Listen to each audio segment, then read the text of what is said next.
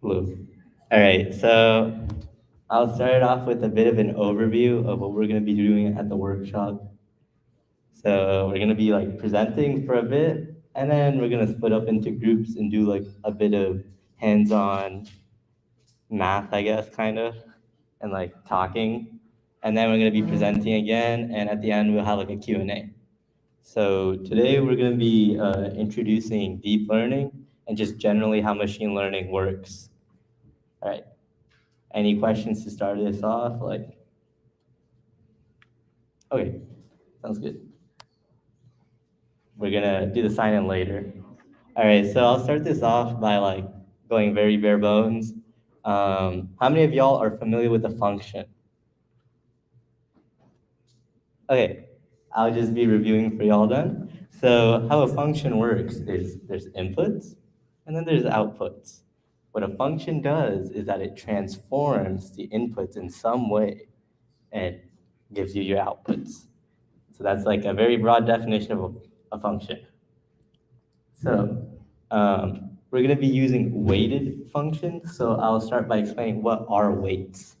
I'm sure all of y'all have classes because you are university students. So how do you get your grades? You have a weighted function based on your different assignments, homeworks, attendance, and exams. So they're all weighted differently according to the professor's preference. And they get added up on the right into a very special equation. It's called a weighted average of your different scores, and you get your final grade. So that's how weights work. They basically adjust how important different scores are. So I'll start this off by, I'll be doing in this presentation is like following along with an example. So I'll introduce this example. Let's say I'm trying to buy a house and I'm an investor and I want to buy something that is undervalued, or at least I just want to know the value of what I'm buying. So I have to make a function that can predict the value. So how would you value a house? For me, I think there's a couple of important things. One is the size of the house. The other is the age of the house, and also location, but that's a bit too complicated for right now. But we'll leave that out for now. Those are the two things I'm going to focus on for this one. So that is how I would value the house. I would need to know the size and the age. So let's create a weighted function for the age of the house and the size of the house. So what my function will do is it'll multiply the age weight times the age, and then add it to the size weight times the size, and it'll come to a price. And we can see an example of that right below. So any questions on this very advanced math? Oh. Wouldn't that mean that if you have a really old house and that means the price, you would value it more?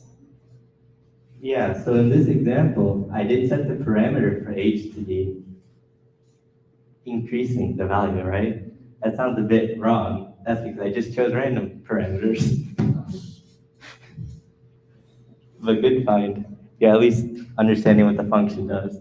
Any other questions about like what a weighted function is and like how this weights work or the idea of a weight? Okay. So workshop time, we're already there. Okay. So we're gonna be doing that, but with a couple of different examples in little groups. So I want y'all to basically think of what I did earlier, which was think of how I would kind of like what attributes I would look at that will calculate or predict the value of the problems.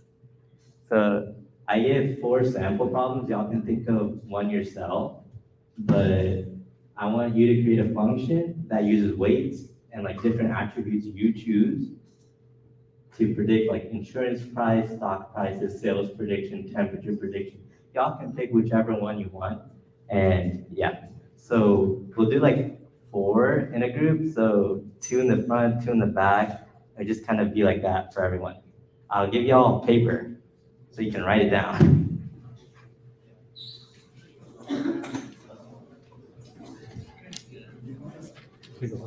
Yep.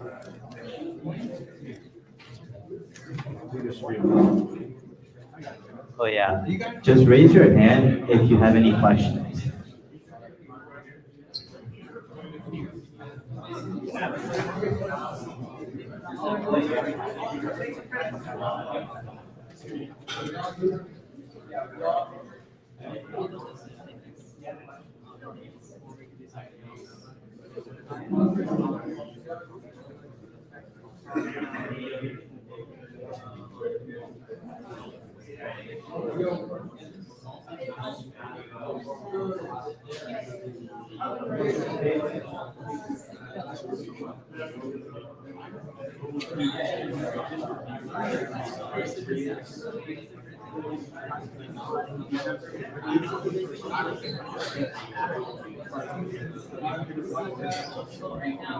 Anyone not get paper? Everyone good?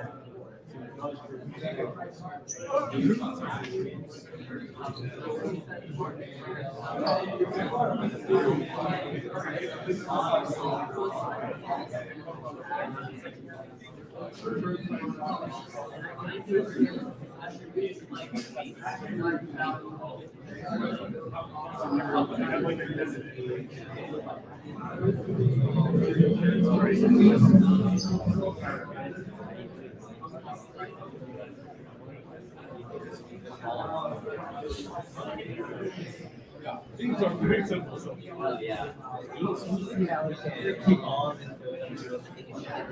Yeah. No, yeah, things are like very. Everyone talking about it. Yeah, spiders.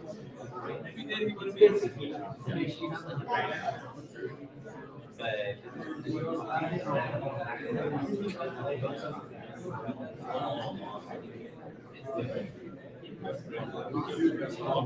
We need examples. yeah.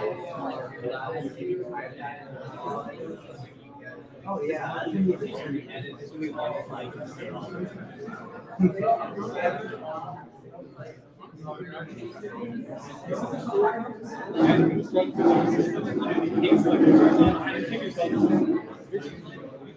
But a little more math. All right, I'm gonna look around and see if everyone's done.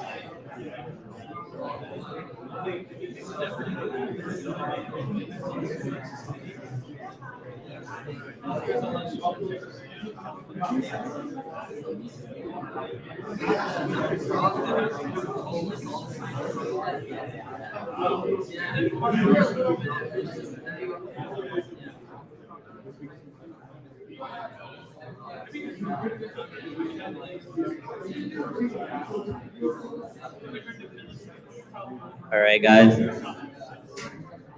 Raise your hand if you still need some more time. All right, I'll give you all one more minute. And yeah, we're just doing one of these examples or whichever example you want. I guess. Okay, are we good then? One more minute? All right, one more minute then.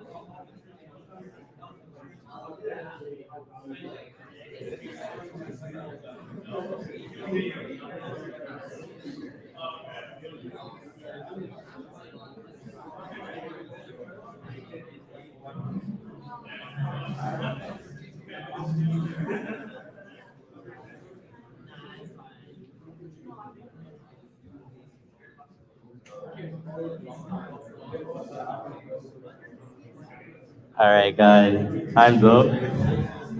Let's focus back up here. All right. So hopefully all of y'all have like your attributes down and created like a function how I did earlier, where it's just like this, like an equation. Some of the people on the side and the back, can y'all quiet down? All right. So you wanted to create a weighted function. I think I mentioned that when I went up to everyone. And if you don't, you can just make it right now. All right, so I'll go on to the next thing. So now that we have a function and we kind of have an idea of how we use this weighted function to come up with a house price, now we need to choose weights that actually can predict the correct price. So what would you do? You'd take an example of the correct price and just adjust the weight so it's correct.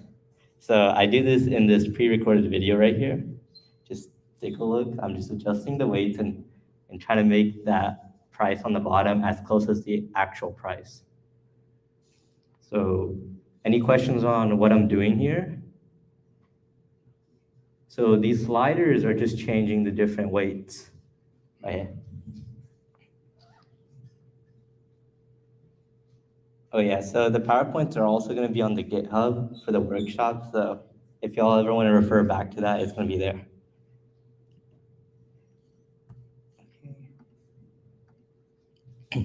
So when I was like adjusting those weights, what was I doing?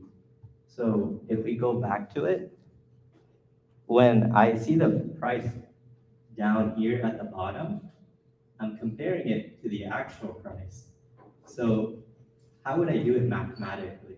And it's not making sense. What I'm doing is I'm trying to see what's the difference between these two numbers, and I'm trying to make it as close to zero as possible. So that's kind of what I'm doing internally in my head, and probably what y'all would be doing. So that's kind of what's happening here. I'm trying to see the difference when I'm trying to adjust these weights to be correct. Alright. Let's have some of y'all trying to do the same thing, but with your problems. Just think of one example first, like how I did here, where I had the parameters and the values, like just an example, and the predicted price, the actual price, and try to find parameters that make this true, basically. Any questions with the directions? Anyone? All right, so just to remind y'all, pick some random numbers that you think is reasonable and have an actual price, and try to find parameter values or the weight values such that the actual price is the one that you chose earlier, or the predicted price in the function. So if we go back here, I'm just choosing these two values here such that it equals the right number. First, make an example, and then do that. So this would be an example, like up here. First do this, and then you adjust the weights, all right? I'll give you all like 5 minutes for this.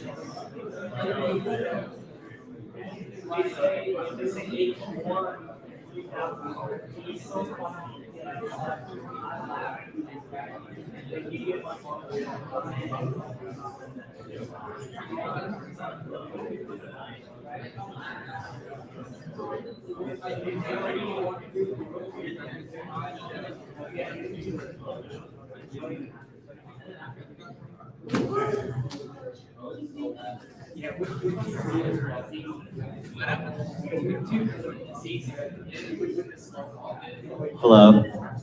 Hopefully all of y'all got to like try to.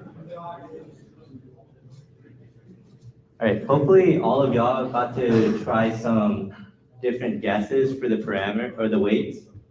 By the way, parameters mean weights. It's the same thing. So whenever I say parameter, it just means weight. Okay. So hopefully y'all got to like guess and check some like different random parameters. So the goal here was just to see like it's pretty frustrating trying to get the right ones when you're just guessing. And yeah, that's kind of the point here. So I also wanted y'all to kind of see the math and not be very intimidated by it. It's just multiplication and addition. So back to like the difference thing I was talking about before. Let's go back. So like how you probably were like looking at the actual price and you're trying to make your function output be as close as possible by like how close is it? Like it's 14,000. This is 240. It's kind of far. Let me make it closer. So that's probably what y'all were trying to do, and if not, that's fine. So now we're trying to like get this into an actual metric. We wanna make it concrete. How different are these two numbers? So in the example I did above, I got 13,830, and that's close, but I want to see exactly how close it is. So I just minus the two numbers, and I get 170. Let's call this difference an error because it's not the actual value. This is how wrong it is from the actual value. So that's why I'm calling it an error. All right. Any questions about that term or what I'm doing right now? I'm subtracting what I predicted to the actual value. Any questions about what's happening? Even if you think it's stupid, just ask. All right, no questions? Cool. So when you think about an error, have you ever heard negative errors? Yeah, so like how can you be negative wrong? Anyone know how you can be negative wrong? That's kind of weird. So what we do to kind of fix that issue, because we just want to know how wrong we are. We don't really want to know, like, I don't know what a negative wrong means. So we just take the absolute value of the differences, and that would be like uh, an actual error. Because here we had a problem, it was a negative value, that wasn't working out. So we take the absolute value. Or you could also just square it, which kind of has the same effect, but it makes like I think there's a mistake there. It says 1400 instead of 14,000. that's probably why the number is like very big. Okay, yeah, nice, fine. Okay, so you could also square it, and it kind of has the same effect where there is no negative error, because we don't want that. That doesn't make sense to anyone.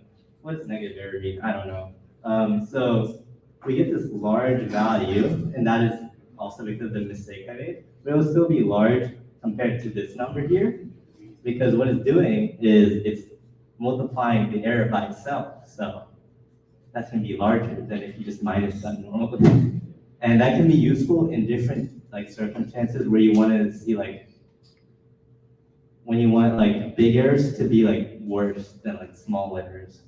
So these are two differences. We call them error functions. And when we use them for a lot of different examples, like you know how I had one example before. So you know how I had this example right here? It had multiple of them, and I have different errors for each one. I can just average them out, and that'll be called a loss. It's the same thing as the error, but you're just adding more examples. So if you can't see it, you can also pull it up on the GitHub, but we multiple examples, and then you average them, it's just a loss. But this is the error right here. So now let's use, like before we were just trying to guess and check. Some of y'all might have also like already, like we're looking at the differences and you're kind of already doing this. But here's me trying to adjust this function with the error helping me out to kind of guide me in the right way, even though I was kind of doing that before. Yeah. Trying to just make the error as low as possible.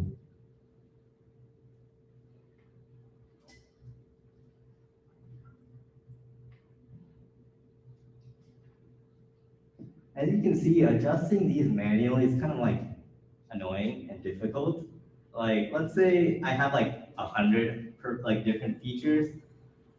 That's gonna be kind of hard to do. When you have more examples, more features, it's gonna be very difficult. So what you're probably thinking is there a better way to do this? And I'm here to tell you there is a better way to do this. But before that, I'll just show you what these, when I took the absolute value of the differences, this is what they will look like on a graph. So when an error is 1 right here, it'll be here. When it was -1, it'll still be positive, so it'll be right here. So it's always positive values from the output. And I just want you to have like a visual understanding of what the loss or the error will look like on a graph. What's your question? So with like finding the zero error with the previous graph without absolute value. It would just be one line. Yeah, it would be one line, but wouldn't it be like, oh, the closer you get to zero, the closer you are to the center. But with this one, it's like if you're 1, you don't know if you're 2 to the left or 2 to the right. Right? Yeah, so the reason why we took the absolute value before or like squared it is because, first of all, a negative error doesn't make sense. And second of all, it's useful when we try automating it. And I'll go more into that next time. I just want y'all to get a big overview of how like machine learning and deep learning works with this example. But yeah, you're on to a good thought, and I'll try to answer that later on. Right? Is that good or okay? So that's kind of a visualization of how these errors will look like now. So now, wouldn't it be nice if I just had something that not randomly, that basically chose the correct parameters, slowly adjusted it to the right place? That would be like magic, wouldn't it? But yeah, so yeah, this is like how it would look like to you in like maybe your dreams if you were doing this all day, every day, like choosing these parameters. By the way, people used to do this. They used to choose these parameters manually, or they try to make equations to choose them. So to bring back everything we did so far, we are going to talk about how to automatically do it next time. We don't have enough time for it right now to go through a thorough explanation without being too difficult. So that's why we are going to talk about it next time. But here's like an overview of what we did today and like kind of what y'all like will understand. So this is machine learning, by the way. So you had your inputs, which was your example, like you made up, and your parameters, which was the weight you were trying to guess, and your architecture was just a function. That's what an architecture means. It's just a function. It's not too complicated. And then your prediction was the output of the function. I know it sounds a bit complicated. It's called prediction, but it's just an output of your function. And then the label is the actual value. The actual value that you were trying to aim for. So that's why I had y'all trying to make up like a real example. So that's your actual value. And the loss, as I was trying to explain earlier, is basically error, but average over different examples. And then this is what we're going to talk about next time, how we update these automatically. So right now, we were just choosing them by ourselves, but we want to automate this process. So we try to update these automatically through a process called optimization. But we'll talk about that next time. I don't want y'all to get like too confused and introduce too many things at once. So that's kind of the summary of what's happening right now. Any questions about this? They can be stupid because I asked way too many questions about this when I first learned about it.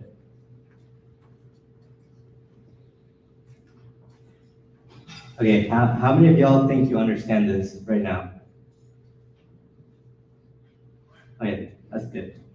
Okay, so now you're gonna be like, hey, you're talking about deep learning. We haven't even touched on anything like neural networks yet. So what are you even doing here, man? So my last slide is gonna touch on that because that's how important it is. So what is a neural network? You would have thought this would be the first slide, but it's the last slide. So a neural network is literally just what y'all were doing today. That is a neural network. It's this weighted function plus a constant. And a constant is just one number without weights.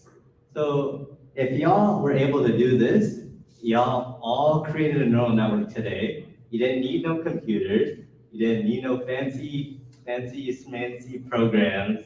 You just did it on paper. You came up with your own neural network.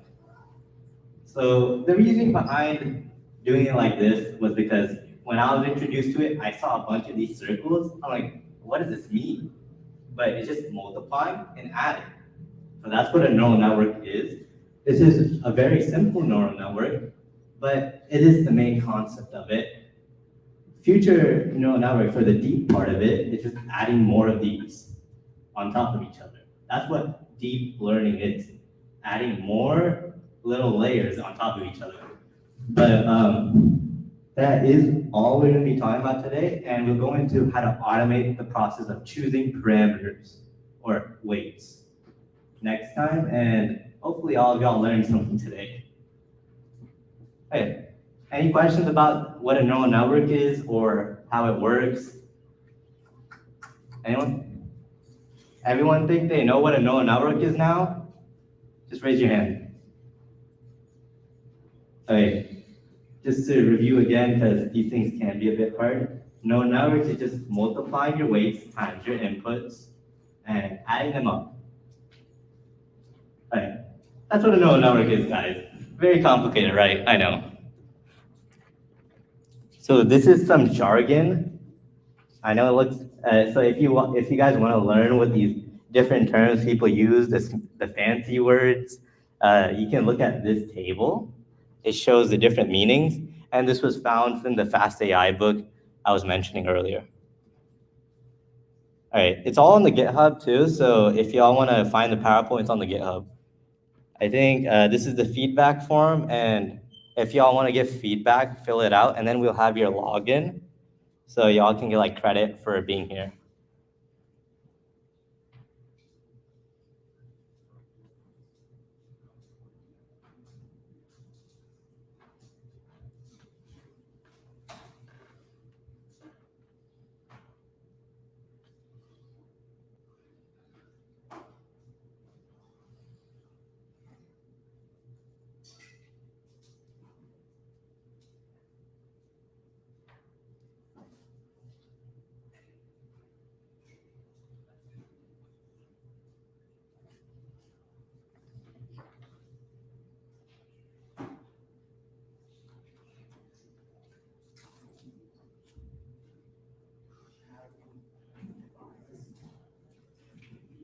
The same way.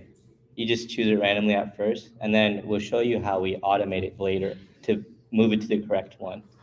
Okay, so next we're gonna be showing y'all the login link so you can get the credit for this. We're not done yet, everyone. We're not done yet. We gotta fill out the login form. I think the code's different, so I'll change that right now. Oh, sorry. What's the code?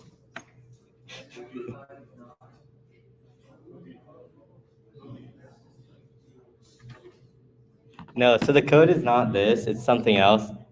Don't put in that code. What's the code again? The code is 1634, guys. Sorry. I needed to update that. 1634.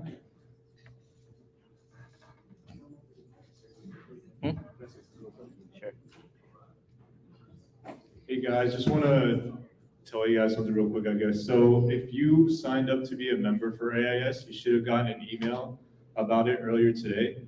And so basically, make sure that you read that and see what you have to do and everything. But so basically, if you did sign up to be a member, then you have to attend 4 events throughout the year to become like an official member. And so our first, not our first, because these also count, but our first social event is going to be this Thursday, the 28th. It's going to be at the TI Auditorium from 5:30 to 7:30. There's many cookies and stuff like that, just to hang out, study, get to meet other people that are part of AIS. So the RSVP link should be on that email, so make sure you check it out. All right, last thing. I am going to do my Q&A right now, so if y'all have any questions, it doesn't have to be about this topic. What's your question? Okay, I don't know the answer to that. I think you can ask him over there. Any questions about deep learning, AI, or any content we covered today? Just raise your hand. Or just come to me. The code is 1634, by the way.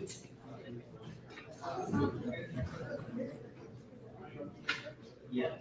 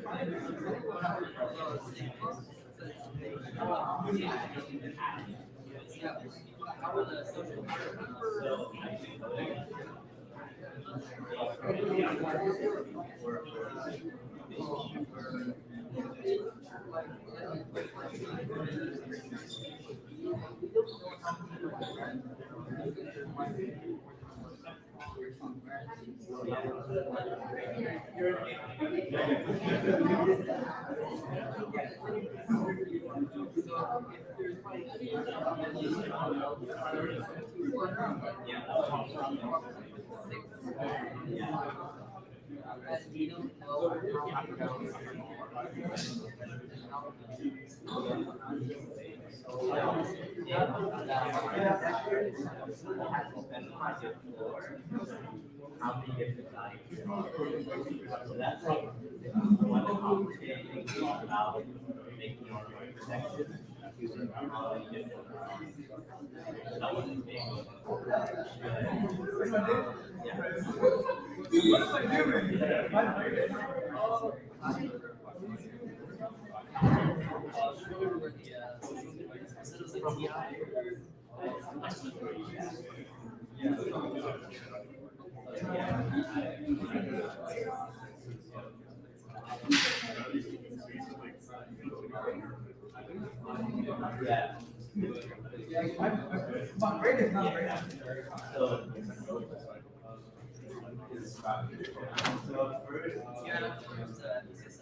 yeah.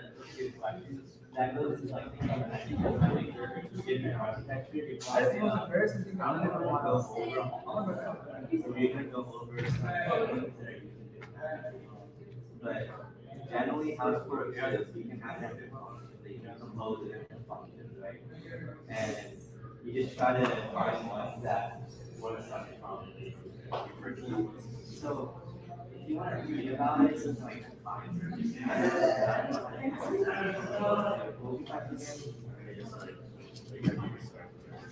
yeah, so it depends on the problem. Okay. Architecture is a model products. Okay. Architecture is a model right? So depending on what the story if it's just a bunch of numbers like outlined, this would be fine. But if it's like continuous data that goes on forever, there's no amount of like inputs, you might need to choose something else. Or if it's like an image, it's like maybe the location of the pixels actually matter. Like or stuff like that. It depends on the problem I'm solving.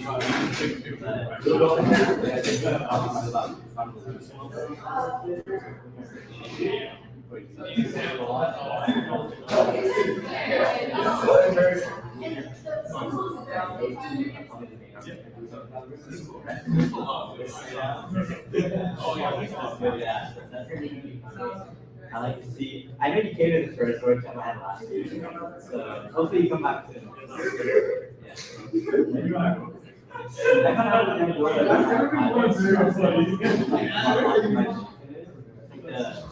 The magic. How it makes like everything. Because right now, if you're anything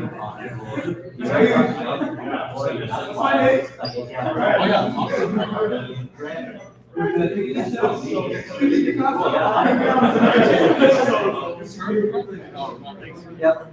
See you next week. Yep. See you next week. All right, I'm gonna be ending the stream now. So hopefully y'all had fun.